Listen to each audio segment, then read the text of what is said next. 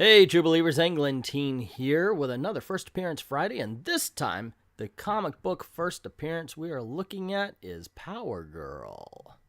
Power Girl was created by Jerry Conway, by the way. This is his second creation I've talked about. He did The Punisher as well. Check that video out. And Rick Estrada, Wally Wood, and Paul Levitz. Those are some mighty fine comic book creating names to be attached to this young lady right here.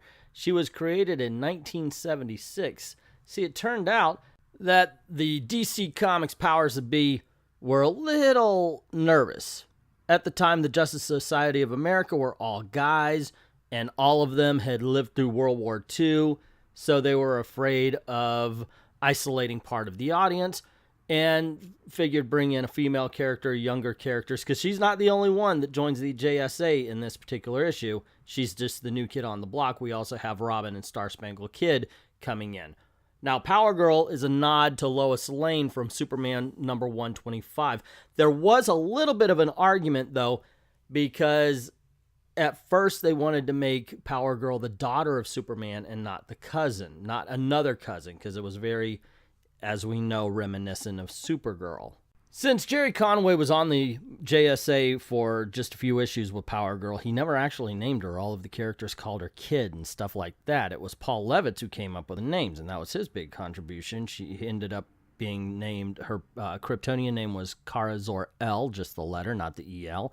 And, of course, Karen Starr was her secret identity name. And with that backstory out of the way, let's dive into the first appearance of Power Girl. But before we do, here's a hint towards next week's First Appearance Friday. So don't forget to click like, share, and get word out about the channel. If you haven't done it already, hit that subscribe and the notification bell. Don't want you to miss anything. So now let's dive in to All-Star Comics Super Squad number 58, the first appearance of Power Girl. First off, looking at the cover, it is so unremarkable. It really is. They seem to be selling All-Star Comics more than anything else. They're literally introducing a new character. And from the first look, you got to think, wow, we just need, I don't know, a generic Supergirl type. So they drew the white outfit. I mean, that's a basic costume. We already talked about that. But there's no fanfare to Power Girl's introduction here. None at all. You got the word balloons going on. You've got the shadow of the bad guy hanging over them, but it's been there, done that. Well, maybe you were too tough for the Justice Society, but mister, now you've got to fight the Super Squad. And it's Star Spangled Kid, Robin, and Power Girl. At this point, nobody has any idea who generic Supergirl is over there, and the only real well-known character is Robin. So it's like, really? Do they have a lot to worry about here? I don't know. And it just looks like Dr. Fate has a splitting headache. That's all. And Flash is taking a nap with his hat over his eyes. Not the greatest of covers to introduce such an iconic character. Not a big fan, but that just could be me. I am a different breed of cat. Earth 2. It's a world much like our own, though slightly different. On Earth 2, there are good men and bad, justice and injustice, triumphs and tragedies. There are men as ordinary as we are, and men not so ordinary. You are looking at 6 very extraordinary men, members of the Justice Society of America, and soon to be members of a new team dedicated to the war against evil. A team called the All-Star Super Squadron. I don't suppose there's much chance you're wrong about that, eh, Dr. Midnight? I'm pretty sure he didn't write that opening text there, Flash, but good call. I wish I were, Flash. I've triple-checked my information, and there's no mistake. Within 24 hours, the world will end. And I'm not sure we can stop it. Roll call. My name is Flash. I'm very speedy. That's why my wife, she quickly left me. Roll call. So Dr. Midnight tells them that there's going to be a few disasters in certain cities placed all around the world. And if they did come to fruition all at the same time, it could destroy Earth's atmosphere. Hawkman believes him and says the best course is to split up into teams and handle each situation. But you gotta look at the teams he chooses. Midnight and Hawkman go to Seattle, Flash and Wildcat to Peking, and Dr. Fate and Green Lantern goes to Cape Town. Well, you know that Cape Town's going to be well protected. Why don't we let the Boxer and Flash go? That way, basically, Wildcat just stands around. They make something up for him to do, but come on, seriously? But all the power is going to Cape Town. Oh, and as a heads up here, they were not exactly rushing to get Power Girl to show up in this book. So if you're just here for her section, you might want to skip ahead a little bit. But I'm going to talk through the story here, maybe point out some of the silliness if there is any silliness. But overall, I'm going to be describing action. So it's not going to be as in-depth as my usual up until the point where Power Girl appears. Even the writer at this point says, wait a second, it's called the Super Squad. Why don't we take time to introduce the new members? So we cut to Star Spangled Kid. And I've got to say, I like older books like this because he lays out just 2 panels worth of exposition. He's a product of time travel. Ted Knight gave him the cosmic rod, so now he can use it to fight crime. And of course, he sees some bank robbers who go, hey, look, there's a superhero. Let's shoot at it. I guess that's the equivalent of poking it with a stick. And so the Star Spangled Kid jumps into action using the energy of the cosmic rod to block their bullets and then fires it at them. And I have to say, this is a pretty good fight scene. You know, of course, the words are there. He's got the witty banter and everything. But there are 2 things taken out of context that could go very wrong here. Maybe I'm reading too much into it, but the bad guy yelling, "Our guns," he's making them go soft. Maybe for something else. I don't know. Might be an allegory. May just be about the guns themselves. However, that's not the worst part. Star Spangled Kid's head in the guy's crotch with the sound effect of chomp. Now, that's a little bit more than just an allegory. He's biting a dick right here. And just to prove that he's biting a dick right here is not just the word chomp. It's the fact that on the next page, he's looking quite ashamed of it. Actually, he's lamenting the fact that after all the action is over with, he still remembers that he has to go home and that home is 20 years ago. And while he's lamenting the past and you get a little character study, there's an earthquake that hits. We see him save a woman and her baby. And then as he's saying that, well, he could stop the earthquake with a cosmic rod if only he knew where he could start, that we see Hawkman and Dr. Midnight is actually watching him, trying to see what kind of job he's doing. And I kind of like that. Okay, let the new kid do his business. Let's see, and we'll only jump in if he needs the help. I thought that was kind of cool. And then we cut to where a peculiar space station silently swings in an orbit around the equator, providing a perfect headquarters for the man known as Brainwave. And man, what is up with your eyes? Holy Toledo, do you see those big googly eyes? Look, the costume kind of looks Jack Kirby-ish, but what the is up with the eyeballs? Holy Toledo. That is just weird. Brainwave. Once he was a man named Henry King, a man with strange abilities, strange powers over the minds of other men. Things have changed. He still has the power over men, but quite apparently, he's no longer Henry King. For years I languished. I don't know why this accent, guys. You know me in accents. For years I languished in prison. I lived in darkness and the misery where they, the Justice League, put me. So many years apart from humanity.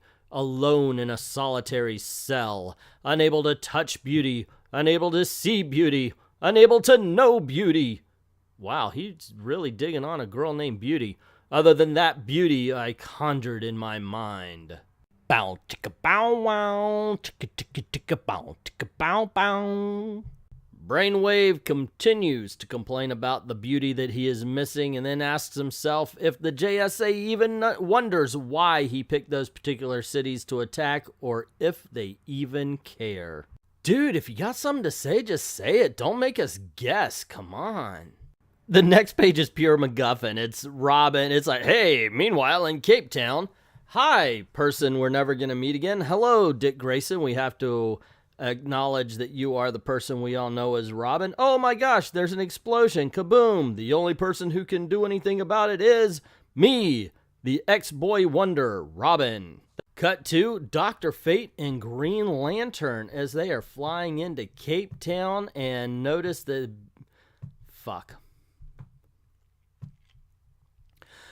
Cut 2, Dr. Fate and Green Lantern. If the world were a nice, neat place where things occurred in an orderly fashion, Dr. Fate and Green Lantern would have arrived moments ago, in time to witness the explosion we've just witnessed, and perhaps even to counteract its effect. Unfortunately, folks, the world isn't a neat and orderly place, and our two JSAers have just swooped into town, right into the center of a catastrophe.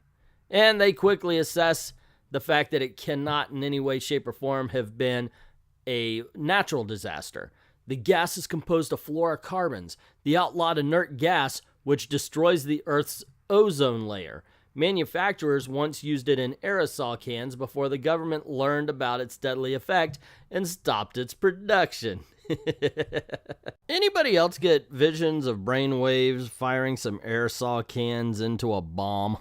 Dr. Fate and Green Lantern get to work on dispersing the gas and then realize that neither one of them are smart enough to figure out a permanent solution, so Green Lantern just builds a green construct cork and plugs the fissure up with it when they notice Robin laying nearby. They revive Robin and then quickly, backhandedly accuse him of causing the explosion and spreading the gas. When Robin starts to protest, the pressure from the cork, from underneath the cork, blows it out of the fissure. That knocks out Dr. Fate and Green Lantern. Robin quickly puts his nose filters in, and we cut to, instead of returning immediately to Robin, we're going to switch to another scene on the opposite side of the world. The place? Peking. The problem? An inexplicable newborn volcano. The heroes? Earth's 2 Flash and Wildcat. All right, Wildcat, I'm going to get these people out of here pronto. You stop the volcano. One more reason to fire Hawkman as the leader. If he had split up Dr. Fate and Green Lantern, you may have had one person on this team that could easily stop a volcano. Except I'm wrong, because in the next 2 panels, we see Flash and Wildcat surprised that over there's a volcano. There can't be a volcano. And then Flash says, hold on, get yourself some transportation. I'm going to need freedom of movement to fight this battle. And we see Wildcat literally steal a motorcycle from under somebody. Yeah, you're heroes, ladies and gentlemen. And then we see the Flash spring into action, doing that thing we see in so many 1970s and 80s cartoons where the super speedster circles around something very, very fast, digging a trench so the lava can fill it. And then we see Wildcat coming up on the motorbike. He's like, hey, guy, come on. I know I'm useless. You don't have to rub my nose in it. All right? Is there anything I can do? But before the Flash could remind Wildcat that he's basically a boxer in a cat costume, in comes Power Girl, ladies and gentlemen. Her first appearance. Who the heck is that? Shouts Wildcat. We'll have to wait a minute for the answer to Wildcat's startled question, since what's happening is more interesting than who's doing it. Ooh, what a freaking dig at Power Girl in her first appearance. Holy Toledo. We understand that this Supergirl clone is not worth your attention, but let's tell you what she's doing. Looks to me like the volcano is filled with mood slime from Ghostbusters 2, and she is manipulating it back down. Sorry I startled you. I promised my cousin I'd wait a few months before revealing myself, but when I saw the trouble you were having with this volcano, I decided I couldn't wait. Whoa, girl, one step at a time, okay? First of all, what's up with your boobs? You have no cleavage, so are they like coming right out of your rib cage? Are they pointed to a side for a reason? What's going on with that? Yeah, and what about an introduction, sister? You could call me Power Girl, Wildcat. It's as good a name as any other, and it won't confuse me with my cousin. His name you already know. It's Superman. Oh, it's okay. It's okay. Your boobs are back to normal. That's fine. So, Superman, you say? I thought all of his relatives died on Krypton years ago. It's a long story, Flash, and, well, there's no time to dwell on it. Now look! And Wildcat springs immediately to action, happy to show that he's not completely useless, but then Power Girl takes care of the entire army with one stomp of her foot. Ah, come on! I'm starting to feel like a mascot here, you show-offs. Actually, this does not dissuade Wildcat from taking a heck of a lot of pleasure out of beating the hell out of Asian people about a foot and a half smaller than him. After he's done, he says, now what were you saying about a crisis? I know all about the disaster game the JSA is playing, and I've got a good idea who's behind it and where he's located. Very interesting. Care to tell us how? Let's simply say a lady with powers like mine gets around. Bow chicka bow bow wah waka waka bow chicka down bow don chicka down chicka bow bow.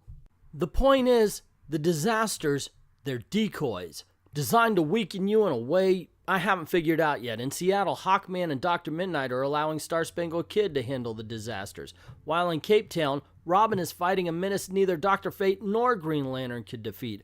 By the same token, I did the work while you stood by almost helpless. Damn!